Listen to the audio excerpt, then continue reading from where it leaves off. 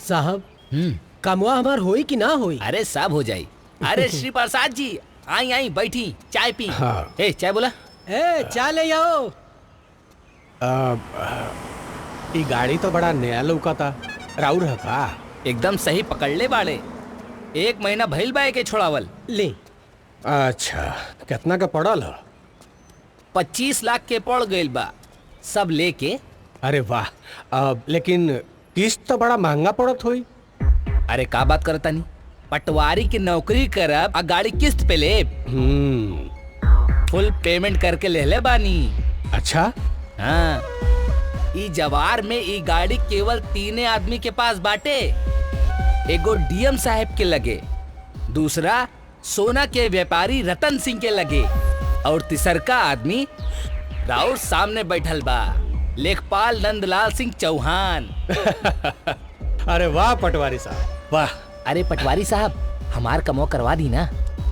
अरे पटवारी बानी, प्यून ना जे चाय पानी से काम हो जाई। पटवारी गांव के देवता होला, बिना चढ़ावा के हिलब ना। पटवारी साहब कहाँ बात करत थे। ए ले अब हमार काम कर दी।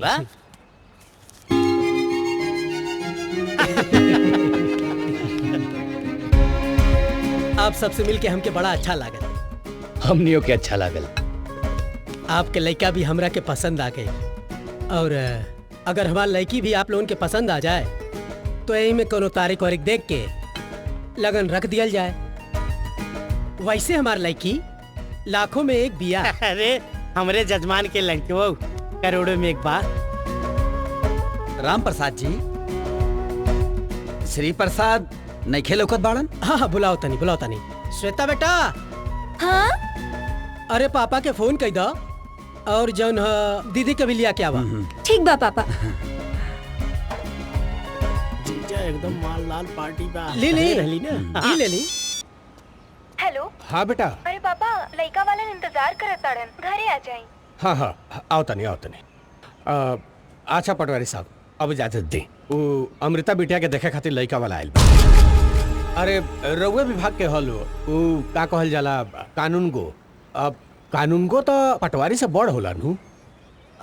हाँ बड़ा तो होला, पर नाम के पटवारी गांव के देवता होला श्री प्रसाद जी। कानून गो के जाने लगे। पर कर्मचारी तो कर्मचारी नु होला। अरे तो हम कहाँ कहतानी कि बेकारी होला, पर बेचारी होला। अरे श्री प्रसाद जी कितना कानून गो के देखले बानी। 20 साल नौकरी कैलक के बाद भी 4 चक्का ना खरीद पावेलन। हमरा के देखी, कानून गो के पैसा से तो गाड़ी में तेल भी भरल ना जा सकेला। हाँ जाए देखी कौना गाड़ी से आयल बाटे अगवाही करे, या तो भाड़े के स्कॉर्पियो होई, अन्ना तो कोई खटारा। अरे श्री प्रसाद जी काहे राउर बिटिया के जिंदगी नरक बनावता। राउर बिटिया पढ़ल लिखल बिया, सरकारी नौकरी करतिया। कम से कम दूल्हा तो ऐसन खोजी जे राउर बिटिया के ऐश आराम से रख सके, या ऐसन चाहतानी जे 2-4 हजार राउर से मांगते रहे हैं।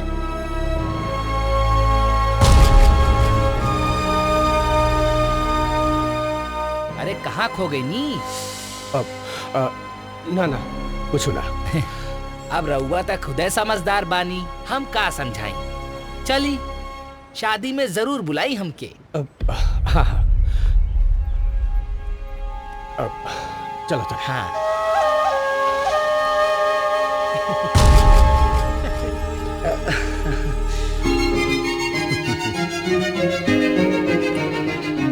ले आपो ले। हाँ रख दो बेटा।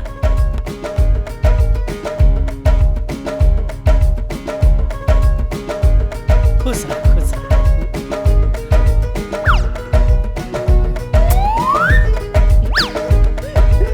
दीदी आप घर था, हम कितना बदतमीज लगा था। चुप रहो, चलो अंदर चलो।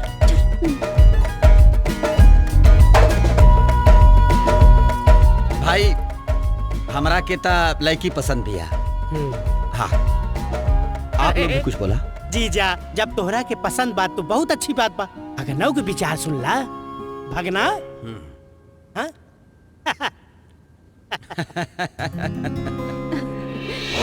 परिवार बहुत अच्छा, चाहिए बहुत अरे बढ़िया ली बा। भैया भैया आगे लो। का ई सब? जी प्रणाम। हाँ हाँ ठीक बा। का बोल भैया? हमार घर मछली बाजार हो, केहू के घर में घुसा लेता रहो। ई शादी ना हो सकेला, बहुत लेके जाएगी ऐसा।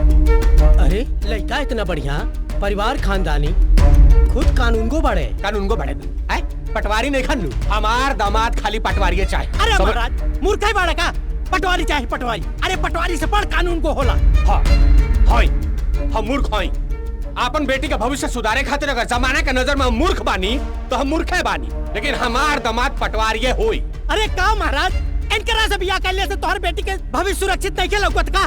ना नहीं खेलो, काहे कि पटवारी के कमाई के सामने कानून को पानी कम चाय होला। तारा घर तो बनेला ना। रुआ तो बड़ बनी, रुआ के का समझावे के बा, लेकिन बेईमानी के कमाई के सामने ईमानदारी के कमाई असहु पानी कम चाय लागेला। हाँ। बबुआ, ईमान आ बेईमान के प्रवचन से घर ना चलेला, पैसा से चलेला। चकचकवा तो किन लेला बड़ा, देखनी है द्वार पर खड़ा बा, लेकिन वो पेट्रोल भरवावे खातिर जेबवा में ढेबुआ बा। चल राजा, बहुत बेइज्जती भइल। अरे चुप, अरे रुको, अरे जीजा। दरअसल हम बाद में निपटब।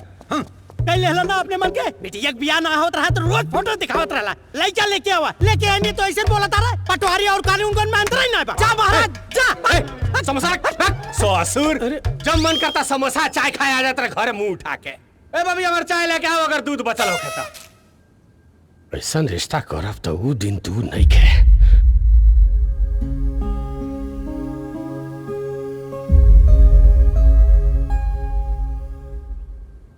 पापा जी, रुआ तो जानते बानी कि हम एगो ईमानदार सरकारी कर्मचारी बनी। छोट मोट तनख्वाह में ही सारा घर चलावे के पड़ेला। महीना के अंत आवत थोड़ा हाथ सकेत हो जाता है, तब हमरा के 10-15 हजार रुपया दे देब का? चिंता मत करी, अगला महीना तनख्वाह मिलते ही हम लौटा देब।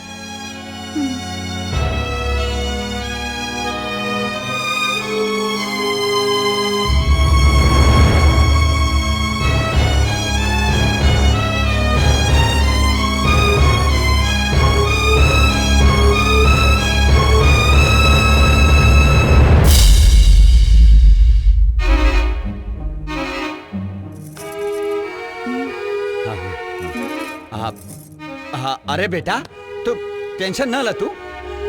अरे उनके बेटी से खूबसूरत लड़की से तोहार शादी कराई। ऊ का शादी तोड़ी हन।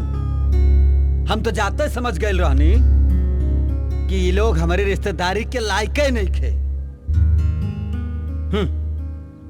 जकरा घरे लड़की की देखे बदे लड़का वाले आवे, ओकर बापा गायब रहल। हाँ, खैर ये सब छोड़ा, तू अपन ड्यूटी ज्वाइन करा और काम पर ध्यान दे। हाँ? अरे बबुआ, तोहार बाबूजी जौन कहतानी ठीक कहतानी। ठीक बा बाबूजी।